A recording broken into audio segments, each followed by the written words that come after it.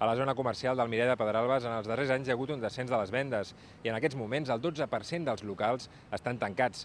L'Ajuntament ha elaborat un informe per valorar quines mesures cal prendre per incentivar-hi el comerç.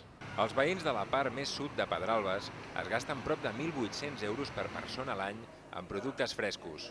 Avui en dia es mira el preu, però si el producte és bo i és diferent i potser ja estan cansats de tanta poma. La fruita nova de temporada, per exemple, la cirera, és més cara. Però si és una cosa bona, no li importa pagar una mica més.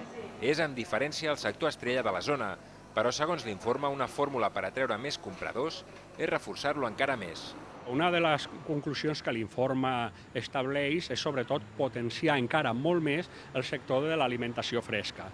Això permet que al ser un atractiu molt magnètic faci de reclam i en la seva conseqüència es pot fer que arran d'això s'ampliï molt més l'oferta comercial d'una manera també molt diversificada.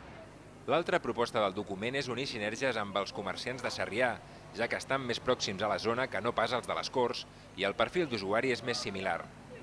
Els comerciants veuen amb bons ulls les mesures de l'informe, però consideren que no preveu el problema principal. Descarregar la compra o aturar un moment el vehicle per comprar alguna cosa és massa difícil, perquè la Guàrdia Urbana, diuen, sovint és massa rigorosa amb els conductors.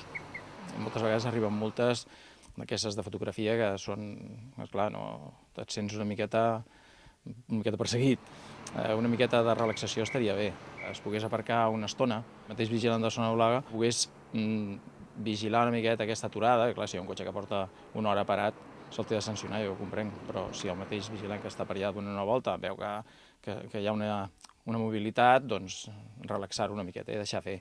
L'informe només és el primer pas cap a un possible pla de comerç al Mirall de Pedralbes i entorns, però encara no hi ha cap calendari establert per tirar-lo endavant.